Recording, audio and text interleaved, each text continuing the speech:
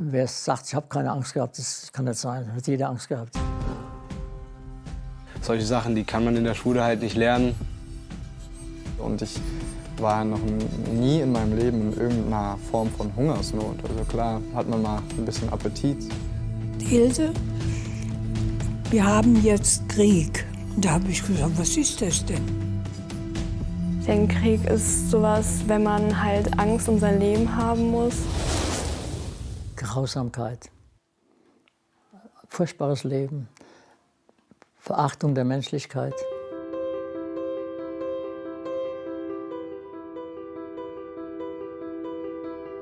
Also ich kann mir das gar nicht vorstellen, wie das damals war. Also ich bin jetzt 17 Jahre alt, gehe zur Schule, aber zu ihrer Zeit war das wahrscheinlich alles andere als üblich. Naja, also auf jeden Fall, die ganze Sache begann mit Hitler sein Geburtstag. 1938, da wurde ich ins Jungvolk aufgenommen. Da war ich 10 Jahre alt. Dann hat uns diese ganze Geschichte bis zum Kriegsende immer begleitet. Da wurde man erst Pümpfe, dann wurde man Hitlerjungen, wenn wir aus der Schule waren, mussten wir dann schon am Westwall, mussten da Panzergräben bauen und Laufgräben. Dann ging es in RAD, Reichsarbeitsdienst, und dann musste man zum Militär. Da wurde man eingezogen und da wurde mir gesagt, ich sollte meine Einberufung in Marburg bei der Wehrgemeinde besorgen.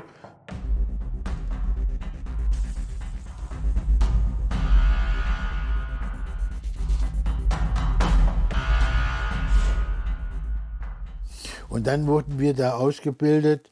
Da mussten wir uns raus, erstmal mal so ein bisschen Infanterieausbildung, erstmal Gewehre, Griffe, kloppen und alles, was es so gab. Und ich will nicht sagen, das war, wenn man so jung ist, sehr schlecht. Aber wissen Sie, was das Schlimmste war? Toilettenpapier. Das gab es gar nicht. Also Nein, das war sehr rar. Und ich will Ihnen sagen, ich fand es traurig. Ich bekam einen Brief von meiner Mutter. Und was musste ich damit machen, einen Tag später? ja, vermutlich Arsch abwischen. Ja.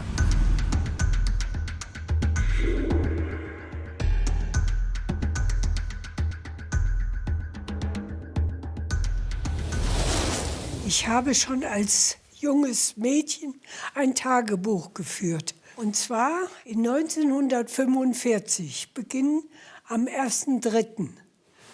Einen Spruch aber will ich über all meine Begeben und Berichte stellen. Leben heißt kämpfen.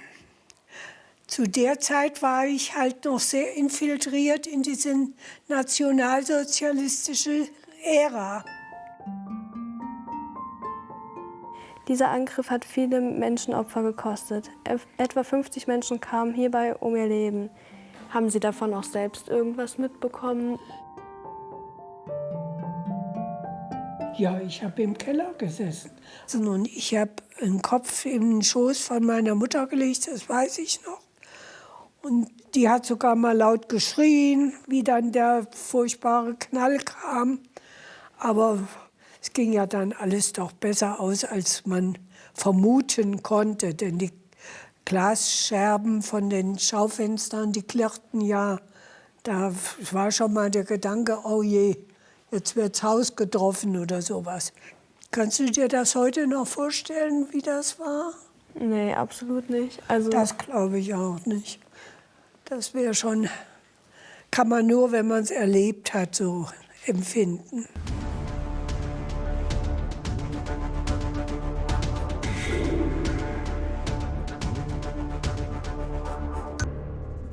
das war so das Schlimmste, was Sie in dieser Zeit erlebt haben. Ach, da waren viele Punkte. Bei mir war das Schlimmste, wie mein Bruder, mein zweiter Bruder, dann die Vermisstenanzeige kam. Und wir standen im Flur und ich hatte von der Schule aus Altpapier sammeln müssen. War ich mit dem Korb unterwegs mit noch mehreren Schulkameraden. Und dann kam einer unserer Lehrlinge, die bei uns eine Lehre machten, du sollst sofort nach Hause kommen. Ich bin dann nach Hause gekommen, dann standen meine Eltern im Flur und heulten. Und unsere Mieter waren runtergekommen und weinten auch. Und dann sagten sie mir, der Heinz ist tot. Es war für meine Eltern und für mich ein furchtbarer Schlag. Dann da war der zweite Sohn aus der Familie gestorben. Und ich war dann noch die Alleine und alles spielte sich dann auch ein bisschen auf meinen Rücken ab. Ich musste dann alle die Sachen, Wünsche erfüllen, die die Brüder vielleicht mitgetragen hätten.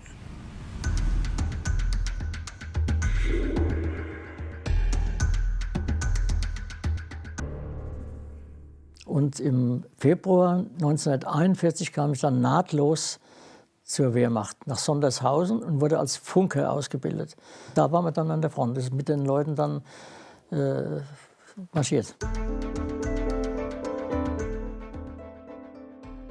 Ich kann mir das heute in der wahrscheinlich friedlichsten und wohlhabendsten Zeit überhaupt nicht vorstellen, wie das sein kann. Wie fühlt man sich, wenn man in so einer gefährlichen Umgebung ist? Schaltet man das irgendwie auch? Nee, Angst. Es ist pure Angst. Angst. Also bei mir war es Angst, absolut. Auch Tag und Nacht, Ja, wenig Schlaf? War ganz einfach Angst. Das ist immer das Gefühl, das Unsicherheitsgefühl. Und da muss ich erzählen, wenn das einzige Positive, als ich in Gefangenschaft kam, haben wir dann gesagt, auf uns wird jetzt nicht geschossen. Wer sagt, ich habe keine Angst gehabt, das kann nicht sein. Hat jeder Angst gehabt. Ich habe ja selbst auch zwei Opas gehabt, die beide im Krieg waren, auch beide in Russland, also an der Ostfront. Wo die waren, wissen Sie nicht, ne? Die Namen der Orte weiß ich tatsächlich nicht mehr. Gerade von meinen Omas, von denen ich mehr gehört habe als von meinen Opas, die ich nicht wirklich mitbekommen habe, muss das einfach eine wahnsinnig schlimme Zeit gewesen sein. Es ist ja auch so, dass man damals, ich konnte also gar nicht viel erzählen. Es war die erste Zeit, habe ich nichts erzählt, gar nichts. Ich habe das, wie gesagt, verdrängt. Und diese schlimme Zeit, das wollte man gar nicht mehr wissen. Es war also weg, zunächst mal, kam natürlich dann wieder. Aber das Verdrängen hat natürlich dazu geholfen, dass es irgendwie weiterging, dass man also aufgenommen wurde, auch in der Gemeinschaft, in der Familie.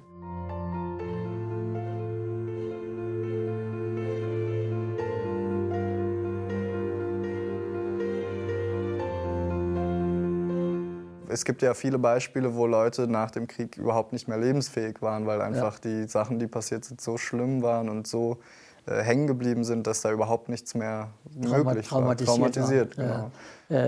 Bei mir ging's, ich habe nachts geträumt davon. Ich bin schweiß gebadet, aufgewacht, aber habe das einigermaßen gut überwunden durch den Beruf. Ich war voll engagiert, kam aber immer wieder hoch.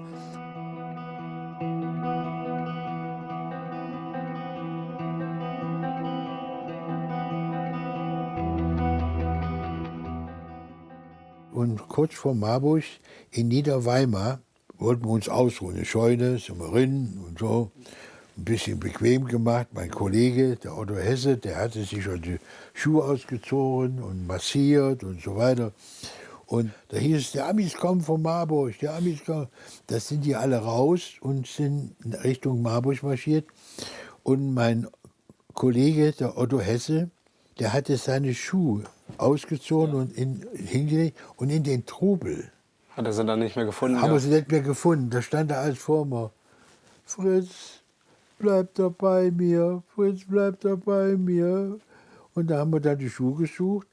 Und ich will Ihnen sagen, das war ein Wendepunkt in unser Leben. Dann kamen die Amerikaner und da sind viele Soldaten abgehauen, einfach übers Feld. Wurde währenddessen, sag ich mal, auch die ganze Zeit geschossen und war überall Lärm. Und sind die nur gelaufen. In Totenhausen haben wir uns dann abgesetzt am Wald. Das, was ich jetzt erzähle, ist der 29. März. Das ist alles ein Tag. Und das sind wir Hof auf den Hauberschen Berg. Ich weiß nicht, ob Sie den kennen. Auf jeden Fall, wo wir oben waren, habe ich meine Mutter und meine Geschwister getroffen. Und da gab es erstmal Tränen von der Mutter und ach du Lieber. Und wie wir aussahen, wir hatten uns ja so 8 Tage nicht gewaschen. Das war ein doppeltes Gefühl, froh bei meiner Mutter zu sein, aber Angst zu haben, in der Gefangenschaft zu kommen. Also die Angst war immer da. Also, das kann man heute gar nicht beschreiben.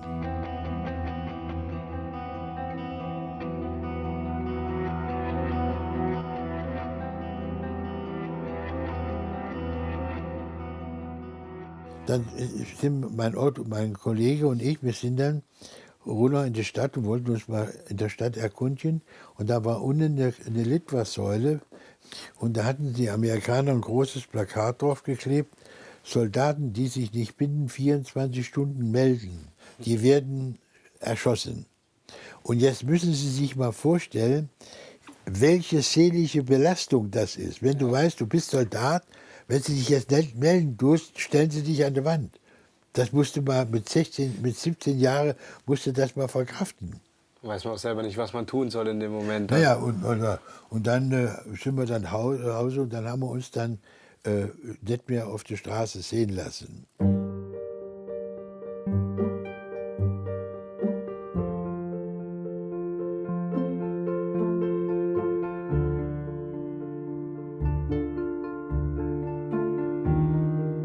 (2. Mai 1945). Heute Morgen erzählt mir mein Vater, dass Adolf Hitler im Raum Berlin gefallen sei. Der Tag, an dem Sie von Adolf Hitlers Tod erfahren haben, wie war der für Sie? Da war ich zweigespalten. Einerseits war da von kindlicher Seite Trauer, aber mein Vater, der hat sich natürlich riesig gefreut, denn der sagte, das ist jetzt die Erlösung, jetzt sind wir erlöst. Also kurz vor Kriegsende war ja noch einmal Hitlers Geburtstag dann. Wurde das trotzdem dann noch mal gefeiert im Ganzen? Bei Hitlers Geburtstag, der war ja am 20. April und die Kapitulation war am 8. Mai. Also da war schon alles Käse gewesen. Ich kann mich nur noch an eine Rundfunksendung erinnern von Goebbels. Und da schrie der in den Apparat rein: Unsere Soldaten gehen in den Kampf wie in einen Gottesdienst. Quatsch. Sie hatten einen älteren Bruder, der im Krieg... Der ist in Russland. Der war bei der 20. Panzerdivision. Und da kriegte mir einen Brief. Bei einem Morgenangriff südlich von Smolensk ist ihr Sohn ehrenhaft gefallen. Und damit war die Sache erledigt. Wie wurde dann mit der Trauer in der Familie umgegangen? Das war wir hatten ein Hitlerbild.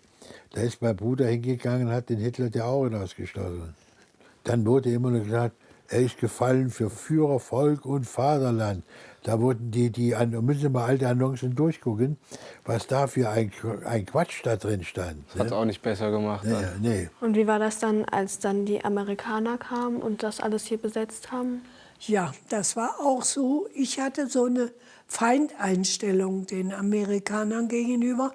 Habe ich immer gesagt, die haben doch vor 4 Wochen erst hier uns Bomben geworfen. Mit denen kannst du doch nicht gut Freund sein. Das war so meine Mädcheneinstellung. Und dann habe ich auch nicht verstanden, wie sich dann so verschiedene gleich bei den Amis so anbiederten. Und wollten natürlich auch was zu essen haben. Und das habe ich dann nicht gemacht. Einmal war so ein Donutwagen, der stand vor diesem Hotel Schmidtmann. Da war der Hauptlager von den Amerikanern, da waren viele drin. Und da kamen dann immer mal so besondere Ereignisse, so ein Wagen mit Donuts wurden dann, und die ganzen Kinder hüpften um den Donutwagen rum und aßen Donuts. Und ich hatte eine Gier da drauf. Und ich habe überlegt, was machst du denn jetzt? Würdest du ja auch gerne mal so einen Donut essen. Und dann habe ich in meinem Portemonnaie gekrempelt und habe so ein paar Groschen gefunden und wollte damit einen Donut kaufen. Habe ich gedacht, nee, das kannst du auch nicht machen. Dann bin ich weggegangen und ich habe eine wirkliche Gier empfunden. Also da habe ich das erste Mal gedacht, späterhin, so muss eine Sucht sein. Dass man so wahnsinnig da drauf. Ich habe den Geruch von den Donuts und die packten die dann immer in Tüten. Und da hüpften so ein paar Jungen rum, die hatten 2, 3 Donuts in der Hand. Und Ich war ja nun auch noch Kind, noch jung, 14 Jahre. Also hatte auch die Bedürfnisse, mal so was Schönes zu essen. Ne? Aber ich habe es mir dann auch verkneifen müssen.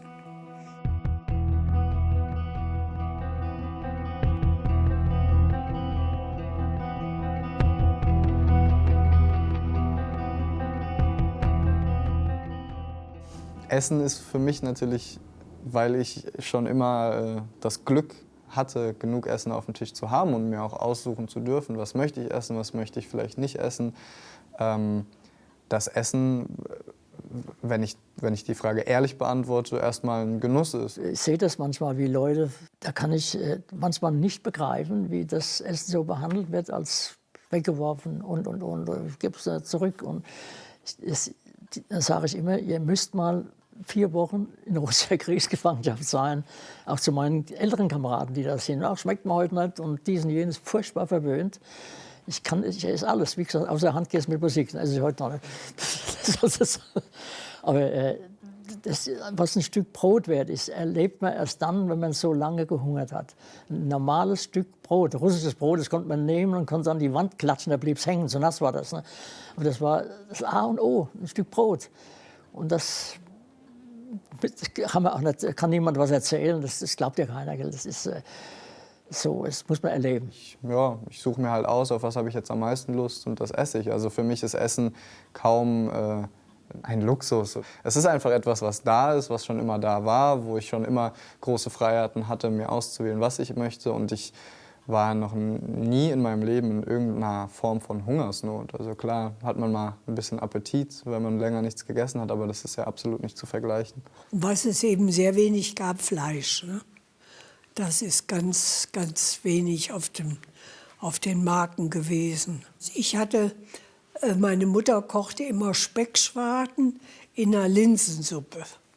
Und dann habe ich gesagt, wenn der Krieg zu Ende ist, dann wünsche ich mir 1 Kilo Speckschwarten. Dann sagt mein Vater, das glaube ich nicht, dass du dir das dann wünschst. Und mein Bruder, der war 4 Jahre älter, der sagte immer, Kartoffelsalat und Kochwurst wünscht er sich. So hat man die Spline gehabt. Was wünschst du dir, wenn der Krieg zu Ende ist, an Essen? Also ich esse jetzt nicht alles. Es gibt schon so ein paar Sachen, wo ich das auch einfach nicht, so sage ich mal, mit meinem Gewissen vereinbaren kann, das zu essen. Es gibt ja viele Fleischsorten, da gibt es ja alles Mögliche. Das würde ich nie im Leben anfassen.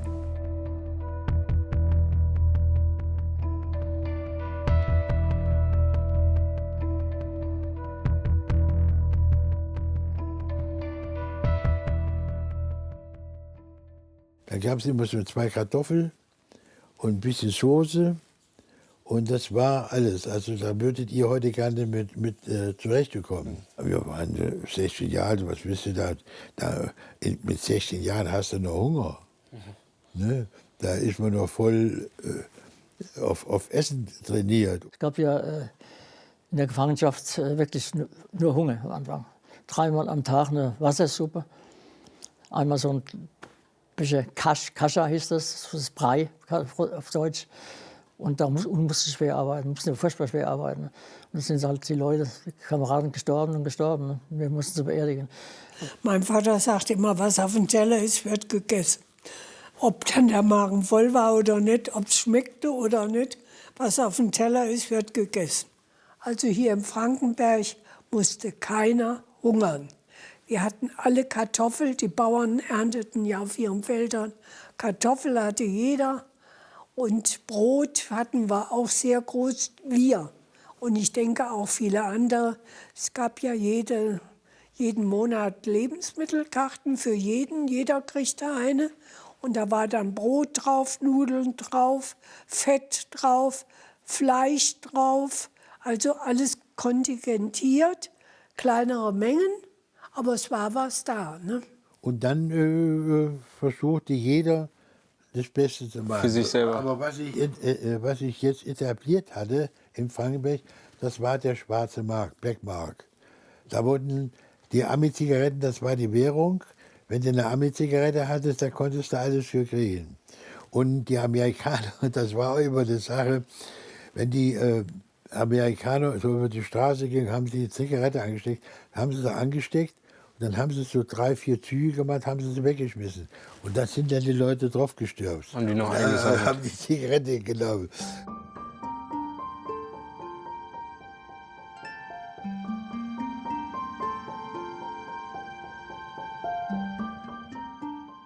Und wann haben Sie dann ungefähr so erfahren, was mit den ganzen Juden passiert ist? Oder wie auch? Guck mal, ich bin 31 geboren und schräg gegenüber von unserem Haus, unserem Geschäft, war ein Handarbeitsgeschäft. Da waren 2 jüdische Damen drin. Die waren dann verschwunden, aber ich wurde nicht darüber aufgeklärt.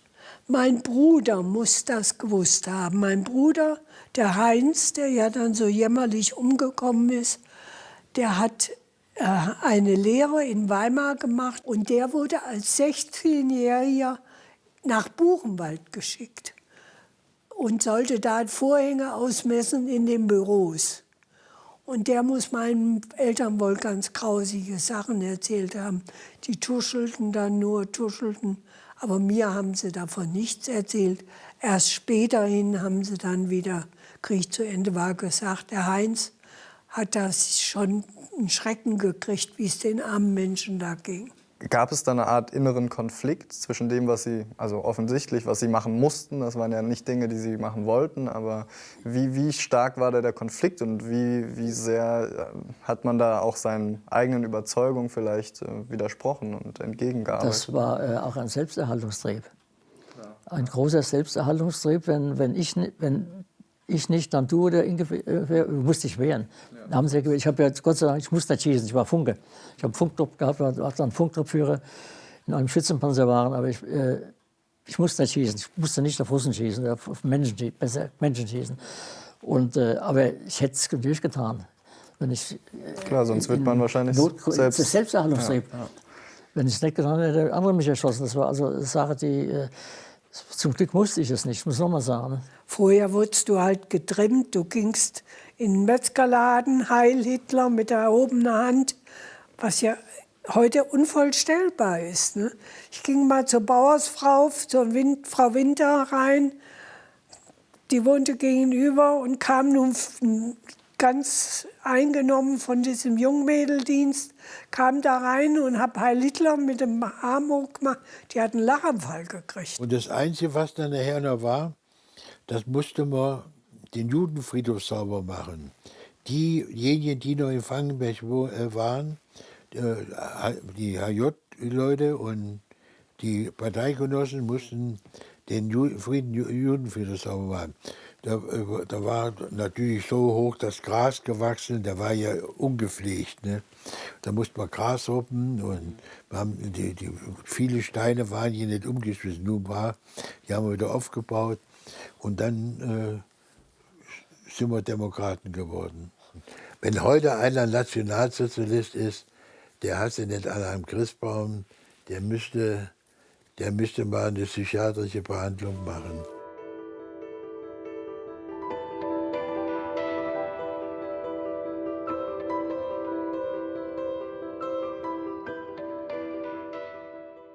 Wie ist das bei mir mit der Liebe? Liebe hat natürlich in meinem Leben durchaus auch schon sehr früh, ich glaube, da haben wir was gemeinsam, hat für mich schon früh eine Rolle gespielt. Ja, die Marga, habe ich ja kennengelernt nach meiner Ausbildung in Sondershausen. Wir haben uns ganz heiß verliebt. Sie kam mit nach Offenbach. Ich kam dann nach Russland, sie kam dann wieder mal nach Offenbach, wenn ich Urlaub hatte und.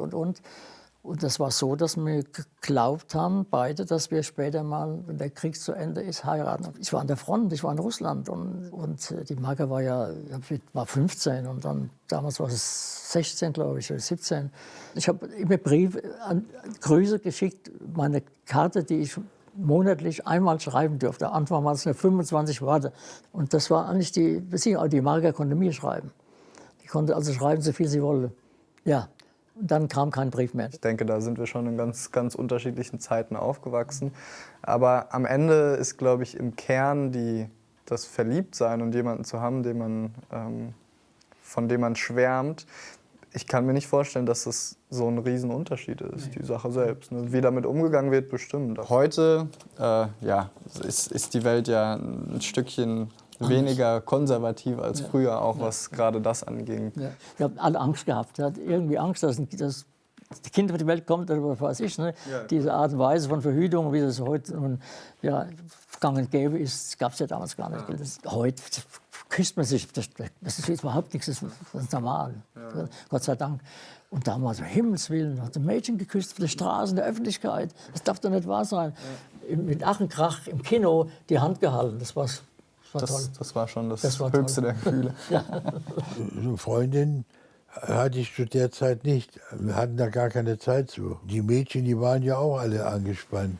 Was uns gefehlt hat, war ja zum Beispiel wie Wiener Krieg, die Disco. Man hatte wenig Gelegenheit, mit Frauen oder mit jungen Mädchen zusammenzukommen, wenn sie nicht gerade eine Nachbarin hatten.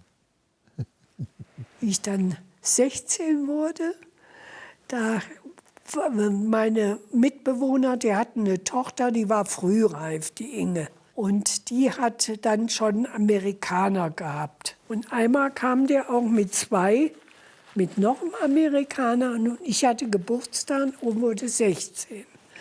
Und dann kam der auf mich zugeschossen und sagte, Sweet 16 and never been kissed. Und gab mir einen dicken Kuss. Ach, habe ich mich geschämt. Aber der hat mir dann auch Schokolade geschenkt. Das war dann auch wieder schön. Ne? Nahm ich dann auch ganz gerne, muss ich sagen. Ich bin dann nach Hause gekommen und habe meine Frau kennengelernt. Ja, am ersten Tag. Das war sensationell. Ich bin am Bahnhof hier in Offenbach angekommen. Meine Mutter war da. Und wo ist der Papa? Der liegt im Krankenhaus und hat sein Bein gebrochen. Da habe ich sofort ins Krankenhaus. Plötzlich kam ein blonder Traum da rein. Krankenschwester. Na, verflucht nochmal, verdammt nochmal. Das darf nicht wahr sein.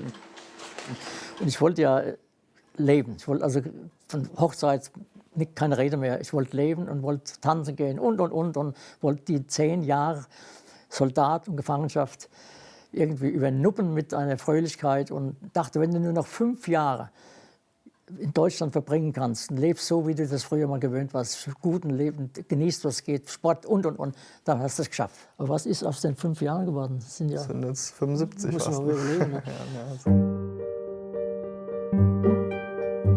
Das macht schon was mit einem anders, als wenn man das irgendwie in einem Buch liest. Also es ist einfach so, dass die persönliche Erzählung, finde ich, immer für mich zumindest berührender ist und irgendwie das Ganze auch greifbarer macht und auch nochmal menschlicher macht. Du kannst dir das auch viel besser vorstellen, wie das in Wirklichkeit war, als nur mit diesen Fakten, weil du auch einfach mal ein paar persönliche Bezüge hast.